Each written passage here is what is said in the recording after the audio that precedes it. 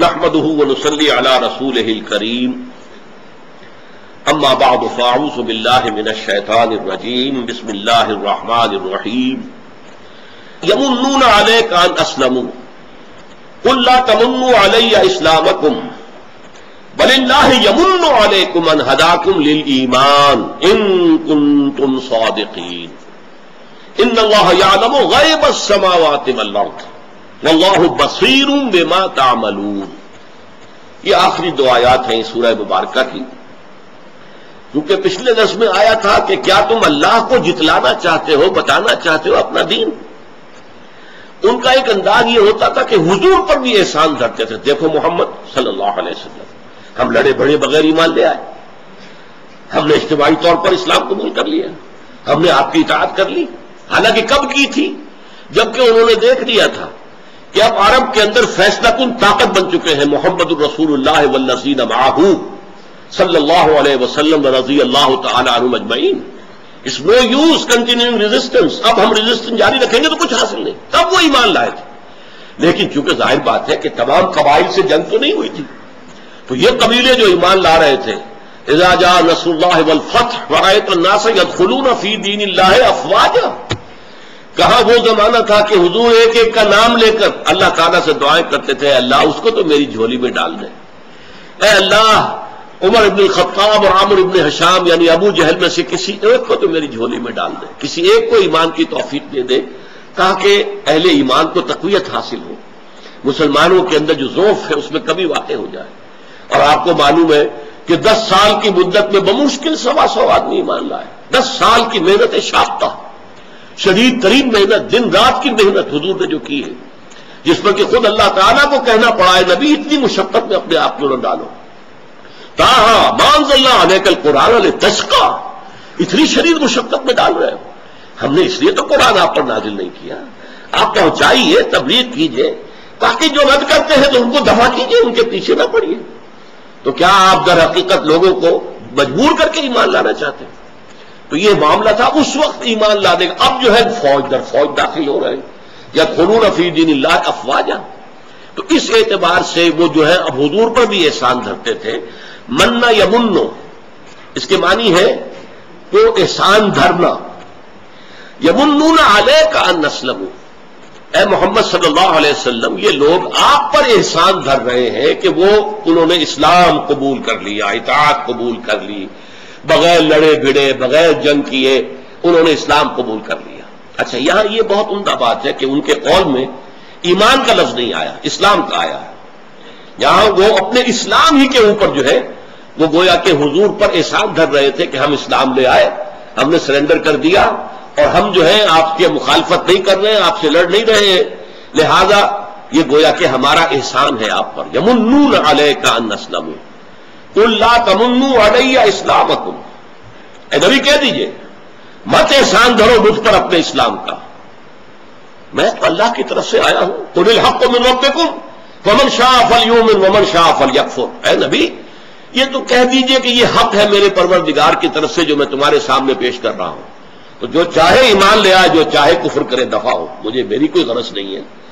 ایسا نہیں ہے کہ تم ایمان نہیں لاؤ گے تو اللہ تعالیٰ مجھے پکڑ لے گا کہ اے محمد تمہیں کس لیے بھیجا تھا ہم نے، لوگ کیوں ایمان نہیں لائے. تم ایمان لاؤ گے تو اپنے لیے، نہیں لاؤ گے تو تمہارا اپنا جواب دہی تمہارے ذمہ ہے، میرے ذمہ نہیں ہے. اگر کوئی پولیس جو ہے اس کے تحویل میں کوئی مجرم ہو اور کوئی بھاگ جائے تو ظاہر بات ہے پولیس پکڑی جائے گی. لیکن یہاں معاملہ آپ کو داروغہ نہیں ہے کہ پوچھا جائے کہ فلاں لوگ جو ہے ایمان کیوں نہیں لائے. تو یمنون علیک ان اسلموا قل لا تمنوا علی اسلامکم بل اللہ یمن علیکم ان ہداکم للایمان، بلکہ اللہ تم پر احسان دھرتا ہے، اس نے بہت بڑا احسان تم پر کیا ہے. ان ہداکم للایمان، کہ ایمان کا راستہ تمہیں دکھا دیا ہے. یہ دیکھیے بڑی پیاری بات ہے جو میں نے گزشتہ نشست میں عرض کیا تھا کہ اگر کوئی زیرو لیول کا شخص ہے جو اسلام لایا ہے کہ نہ اس کے دل میں مثبت طور پر ایمان ہے نہ منفی طور پر نفاق ہے، لیکن یہ اگر اسلام پر عمل شروع کر دے گا، ان تطیعوا اللہ ورسولہ لا یلدکم من اعمالکم شیئا، تو اس کے اندر ایمان پیدا ہوتا چلا جائے گا. گویا کہ اس کا اسلام ایمان کا ذریعہ بن جائے گا. اسلام کے راستے سے وہ ایمان تک بھی پہنچ جائے گا اگر اس کے دل میں دھوکے کی نیت نہیں ہے، فریب کی نیت نہیں ہے، جھوٹا وہ جو ہے وہ اسلام نہیں لایا ہے، اگر قلب کے اندر خلا کی کیفیت تھی، نہ مثبت ایمان نہ منفی نفاق، تو اسلام پر عمل کرنے سے انسان کو ایمان حاصل ہو جاتا ہے۔ ان ہداکم للایمان، یوں سمجھیے کہ جیسے ایک راستہ ہے، اس راستے کی منزل ہے ایمان، اب تمہیں اللہ نے اس راستے پر ڈال دیا ہے کہ تم اسلام لے آئے ہو اور اللہ نے تمہیں اس کی توفیق دی ہے۔ یہ بھی نہ سمجھنا کہ تم اپنے اختیار سے ایمان لائے ہو، اللہ کی توفیق کے بغیر نہ کوئی ایمان لا سکتا ہے نہ اسلام لا سکتا ہے۔ اپنا ارادہ اپنا فیصلہ اپنی جگہ پر ہے، لیکن توفیق رب کے بغیر نہیں ہوتا، اللہ تعالیٰ کے اذن اور تیسیر اور توفیق کے بغیر نہیں ہوتا۔ ایسے بھی لوگ تھے جو آخری درجے میں بھی اس قدر کٹر رہے کہ وہ ملک چھوڑنے کے لیے تیار ہو گئے۔ بہت سے لوگ جن میں کہ ابو جہل کے بیٹے اکرمہ رضی اللہ تعالیٰ عنہ، بعد میں وہ ایمان لے آئے، لیکن وہ بھی جا رہے تھے کہ اب ٹھیک ہے، اب یہ نہیں ہے کہ میں محمد کا دین اس لیے قبول کر لوں کہ ہم شکست کھا گئے اور وہ جو فاتح ہو گئے۔ ہمارا دین جو تھا، ہمارا شرک کا جو مذہب تھا وہ حق تھا، اس پر قائم رہیں گے۔ تو پہلے کبھی مسلمانوں نے ہجرت کی تھی حبشہ کی طرف، اب وہ ہجرت کر رہا تھا حبشہ کی طرف، اور اس کے ساتھ اور بھی لوگ تھے۔ تو وہاں یہ ہے کہ راستے میں یہی جو بحیرہ قلزم ہے اس کے اندر جو ہے ریڈ سی، اس میں طوفان آیا۔ اب کشتی میں جتنے مشرک سوار تھے انہوں نے اللہ کو پکارا، اے اللہ اے اللہ اے اللہ ہمیں نجات دے۔ تب اس نے سوچا ہم نے اس وقت نہ لات کو پکارا، نہ عزا کو پکارا، نہ منات کو پکارا، نہ حبل کو پکارا، کسی کو نہیں پکارا، اللہ کو پکارا۔ اس کا مطلب یہ کہ ہماری فطرت میں صرف اللہ ہے، باقی ساری چیزیں جو ہے یہ غیر فطری طور پر جو ہے ہم نے اپنے اوپر اوڑھ لی ہیں، ہماری اندر سے فطرت میں صرف اللہ ہے اور کوئی نہیں ہے۔ لہٰذا وہیں سے واپس ہوئے، آئے اور ایمان لے آئے۔ اور پھر ظاہر بات ہے کہ ایک بہادر جری انسان کے بیٹے تھے، اس لیے کہ ابو جہل بھی منافق نہیں تھا، اس نے اپنے غلط دین کے لیے گردن کٹوائی ہے، سامنے سے وار کرتا تھا، مانتا تھا۔ جب اس سے کہا گیا کہ کیا تمہارے خیال میں محمد جھوٹ بول رہے ہیں؟ کہا نہیں نہیں نہیں نہیں، محمد نے کبھی جھوٹ نہیں بولا۔ پھر تم ایمان کیوں نہیں لاتے؟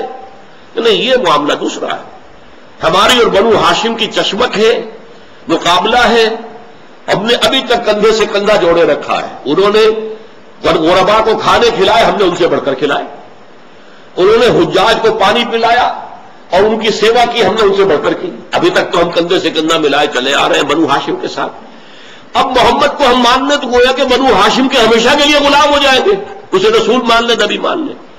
گویا تکبر تھا اس کی راہ میں، ہائی جو تھا وہ تکبر تھا، یہ نہیں تھا کہ وہ اسلام کو پہچانتا نہیں تھا۔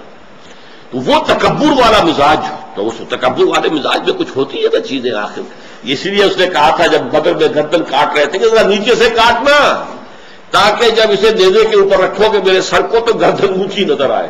اس قسم کا انسان۔ تو اکرمہ کا معاملہ بھی یہ ہوا ہے، پتا پر پوت اور پتی پر گھوڑا، بہت نہیں تو تھوڑا تھوڑا۔ تو یہ بیٹا جو ہے پھر اس نے جو محنتیں کی ہے اسلام کی راہ میں، اور جب یہ جھوٹی نبوتوں کا سلسلہ اٹھا ہے تو مسیلمہ کذاب کے خلاف جنگ کرتے ہوئے شہید ہوئے ہیں حضرت اکرمہ ابن ابی جہل رضی اللہ تعالی عنہ۔ تو اس لیے فرمایا گیا کہ اسلام در حقیقت تمہارے لیے ذریعہ بن گیا ہے ایمان تک پہنچنے کا۔ یہاں میں تھوڑا سا وقت آپ کا لینا چاہتا ہوں۔ واللہ بصیر بما تعملون، اللہ دیکھ رہا ہے کہ تم کرتے کیا ہو۔ یہ میں بھی آپ کو حدیث سنا چکا ہوں، ان اللہ لا ينظر الى صورکم ولا الى اموالکم ولکن ينظر الى قلوبکم، اس میں ایمان ہے کہ نہیں، والى اعمالکم، تم کرتے کیا ہو۔ تم نے ایمان کا دعویٰ کیا یا ایمان تمہیں حاصل ہو گیا تو اس کے مطابق تمہارے عمل ہے کہ نہیں۔ ایمان کے بارے میں یہ بات جان لیجئے کہ ایک تو ایمان کی وسعت ہے، اس میں وہ ایمانیات، اللہ پر ایمان، ذات و صفات پر ایمان، اور فرشتوں پر ایمان، وحی پر ایمان، جنت اور دوزخ پر ایمان، بعث بعد الموت پر، میدان حشر پر، وزن اعمال پر، جزا و سزا پر، جنت اور دوزخ پر، یہ سارے ایمانیات، رسول پر، وحی پر، کتابوں پر، انبیاء پر۔ یہ ہے اس کی ایکسٹینٹ، اس کی وسعت۔ ایک اس کی گہرائی ہے، گہرائی کتنا گہرا کتنا گہرا کتنا گہرا۔ ایمان، یقین، ظاہر بات ہے کہ یقین کے 3 درجے قرآن مجید میں بیان ہوئے، علم الیقین، عین الیقین، حق الیقین۔ اس کی سادہ ترین مثال یہ ہے کہ آپ نے کہیں دیکھا دھواں نکل رہا ہے، آپ نے کہا آگ لگی ہے. آگ آپ نے دیکھی نہیں ہے، یہ آپ نے منطق سے فیصلہ کیا جب دھواں ہے تو آگ ہوگی، آگ لگی ہے. یہ علم الیقین ہے، آپ نے عین سے اپنی آنکھوں سے نہیں دیکھا ہے. دوسرا یہ ہے کہ آپ نے اپنی آنکھوں سے دیکھ لیا آگ لگی ہوئی ہے، یہ عین الیقین ہے، اس میں گہرائی اور ہو جائے گی. تیسرا یہ کہ اگر آپ کی انگلی کہیں اس آگ کے اندر چلی گئی تو جو اب جلن آپ کو ہوگی یہ حق الیقین ہے، آپ کو واقعتاً حق کے درجے میں یقین حاصل ہو گیا. تو اسی طرح ایمان کے مراحل ہیں، مراتب ہیں، درجات ہیں، اس کی گہرائی کتنی ہے. اس کے اندر جو ہے یوں سمجھیے جتنے انسان ہیں اتنے ہی درجے ہیں ایمان کے. دو انسانوں کے درجات برابر نہیں ہو سکتے.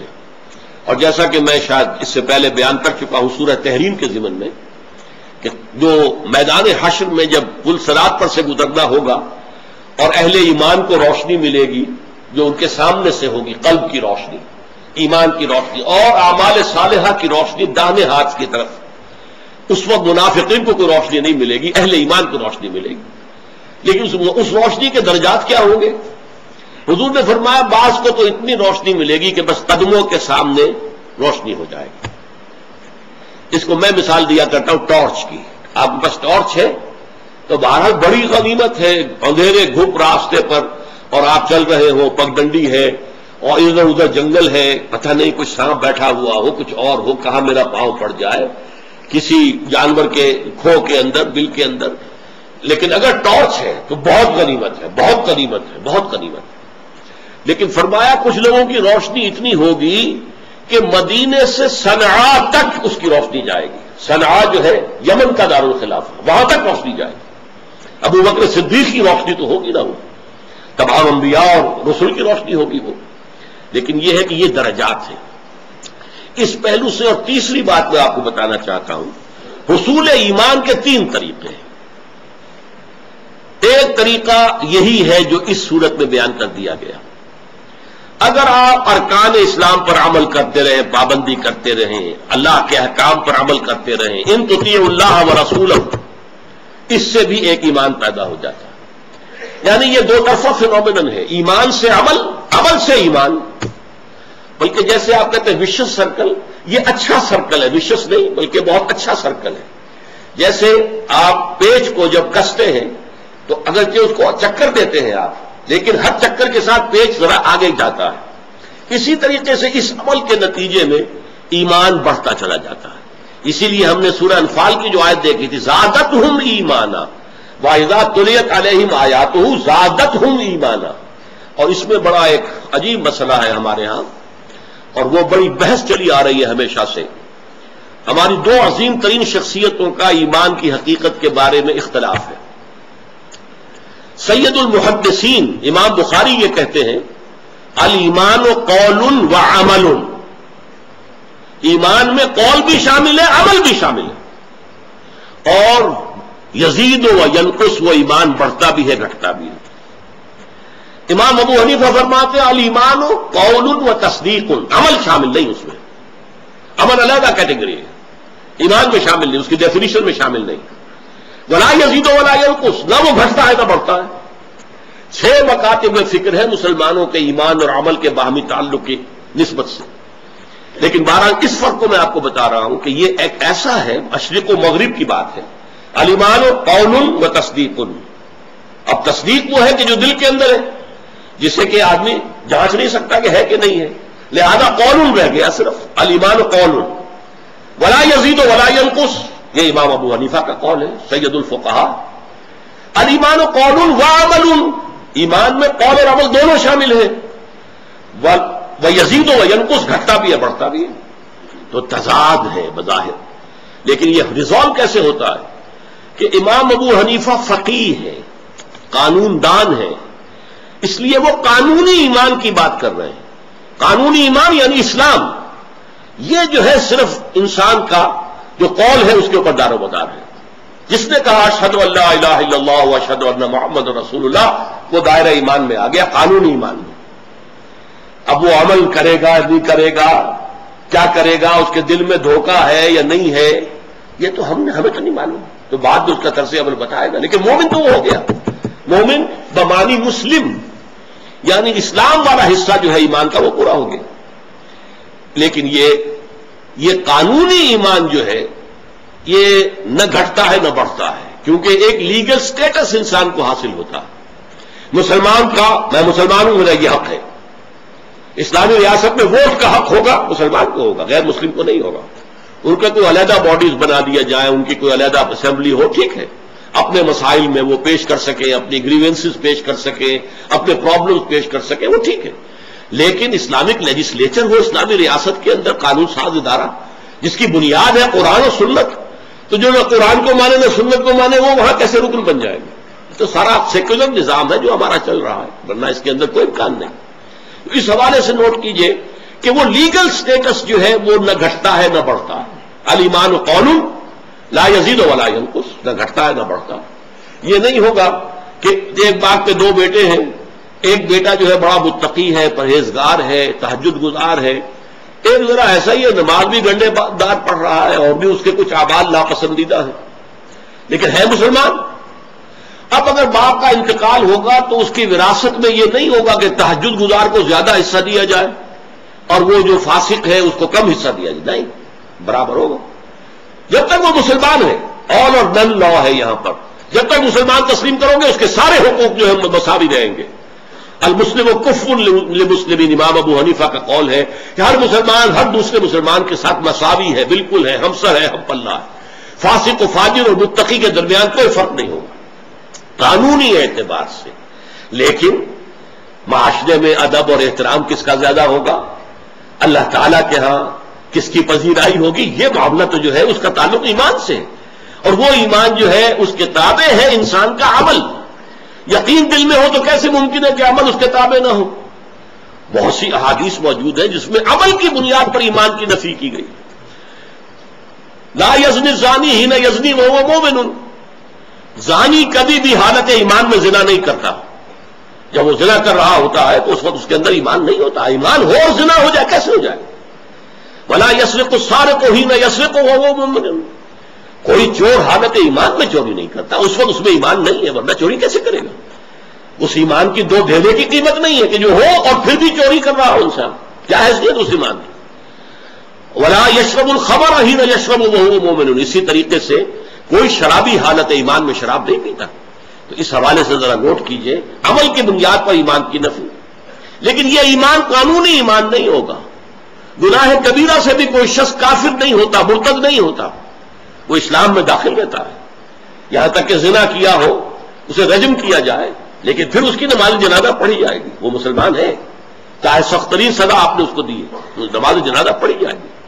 عبداللہ ابن ابی بھی چونکہ منافق تھا، سید المنافقین، مسلمان تھا، لہذا اس کی نماز جنازہ حضور نے پڑھائی ہے، بلکہ اس کے لیے کفن کے لیے اپنا کرتا جو ہے وہ عطا کر دیا، کیونکہ ان کے بیٹے جو تھے اس کے، ان کا نام بھی عبداللہ تھا، عبداللہ ابن ابی، عبداللہ ابن عبداللہ، وہ بہت سچے اور بہت مخلص مومن تھے. جب باپ فوت ہو گیا عبداللہ ابن ابی تو حضور کی خدمت میں حاضر ہوئے. آخر باپ تھا نا، حضور اپنا کرتا عطا کر دیجئے، میں اپنے والد کو آپ کے کرتے کا کفن دینا چاہتا ہوں. آپ نے اتارا اور دے دیا. حضرت انہوں نے کہا حضور کیا کر رہے ہیں؟ اس بدبخت، اس منافق رئیس المنافقین کو اپنا کرتا دے رہے ہیں. فرمایا عمر میرا کرتا اسے اللہ کے عذاب سے نہیں بچا سکے گا. یہ تو ہم سمجھتے تبرکات ہیں اور یہ ہیں اور وہ ہیں، اللہ کی نگاہوں میں آپ سوچئے حضور کا کرتا، اور وہ اسے جہنم کی آگ سے بچا نہیں سکتا. وہ تو اعمال ہے تمہارے، اس کے مطابق فیصلہ ہوگا. تو ایمان کے بارے میں یہ بھی حقیقت سامنے رہنی چاہیے. اس کے حاصل کرنے کا ایک راستہ وہ جو اس صورت میں بیان ہوا، عمل سے ایمان پیدا ہوگا. دوسرا راستہ صحبت اہل یقین، وہ لوگ جن کو یقین والے درجے کا ایمان حاصل ہے ان کی صحبت اختیار کریں گے. یہ بالکل فزیکل فینومینن ہے. آپ آگ کی بھٹی کے سامنے بیٹھیں گے، حرارت آئے گی، اور تو آپ کو کچھ نہیں کرنا، بس بھٹی کے سامنے بیٹھ جانا ہے، حرارت آئے گی. اس میں کوئی آپ کی محنت نہیں ہے، یہ نیچرل فینومینن ہے. جہاں برف کی سلیں رکھی ہوئی ہیں وہاں آپ بیٹھیں گے تو برودت اور ٹھنڈ آپ کو پہنچے گی. اسی طرح صاحب یقین کی صحبت وہ یقیناً یقین پیدا کرتی ہے، جس کو آپ کہتے ہیں کہ لو بگٹس لو، تو اسی طریقے سے یقین بگٹس یقین۔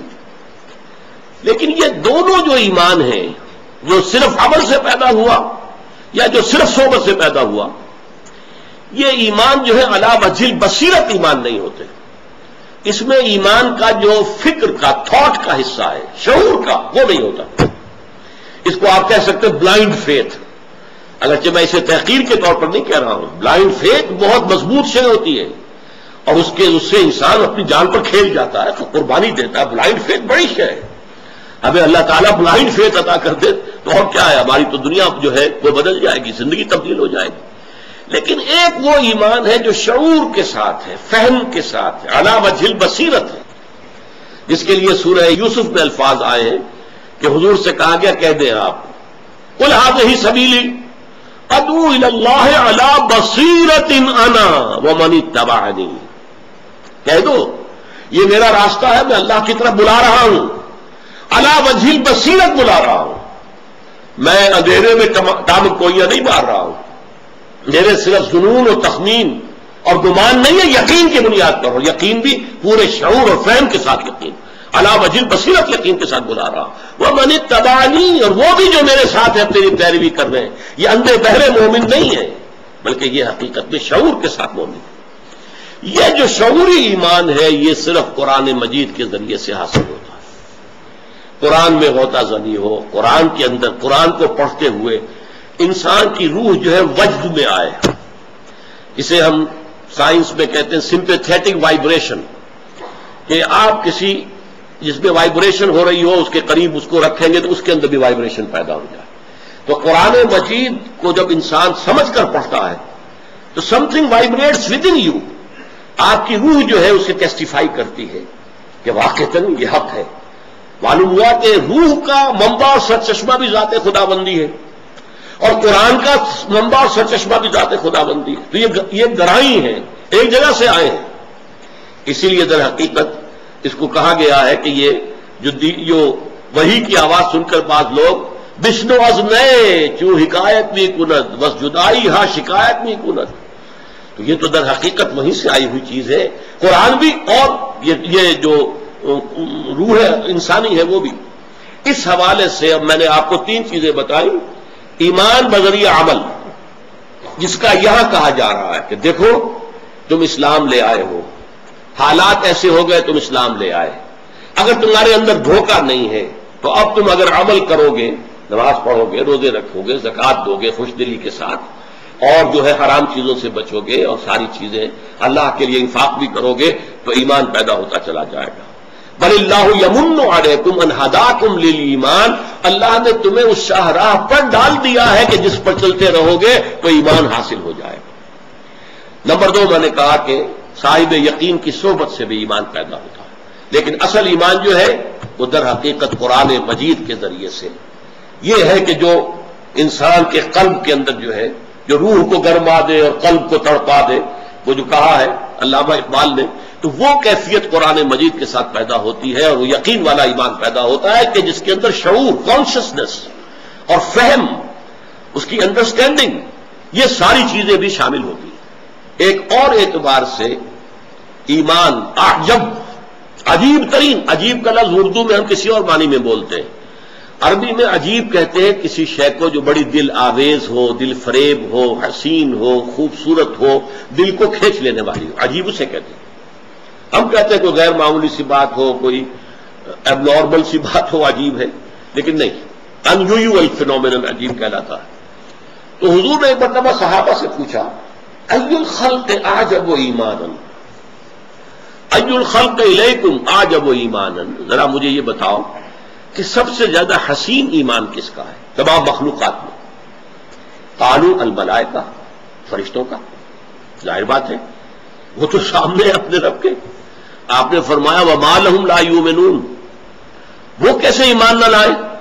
وہم عند ربہم، وہ تو اپنے رب کے پاس ہیں، تو ایمان ہی ایمان ہے ان کا، تو کون سا کمال ہو گیا ایمان کا۔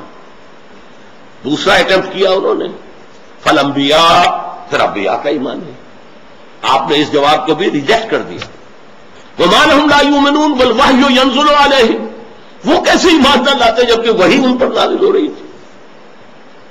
تیسرے درجے میں کہا، ڈرتے ڈرتے کہا ہوگا فنحن، پھر ہم ہیں، ہمارا ایمان سب سے جو ہے اعجب، سب سے خوبصورت. وما لكم لا تؤمنون وانا بین اظہرکم، تم کیسے ایمان نہ لاتے جب میں تمہارے درمیان موجود ہوں. میری بھٹی سے ایمان تمہارے دلوں میں پہنچ گیا. میں ایمان کی بھٹی ہوں، سٹیل فرنس کی طریقے پر جو حرارت ہے وہ میرے اندر ایمان کی موجود ہے، تو تمہیں ایمان پہنچ گئے. پھر آپ نے فرمایا ان اعجب الخلق الی ایمانا، ذرا غور کیجئے، اپنی قسمتوں پر ناز کیجئے اگر اللہ تعالیٰ اس کا واقعتاً توفیق دے.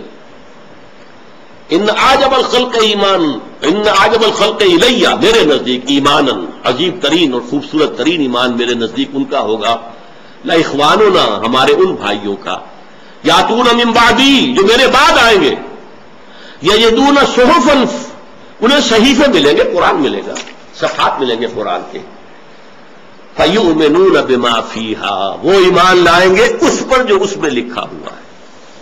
قرآن کے ذریعے سے ایمان وہ عجیب ترین عجب ایمان ہے. اس کا موقع آپ کے لیے ہے. البتہ یہ ضرور کیجیے گا، افضل کا معاملہ علیحدہ ہے، اعجب کا معاملہ علیحدہ ہے. ایک شے حسین ترین ہے، ایک شے افضل ترین ہے.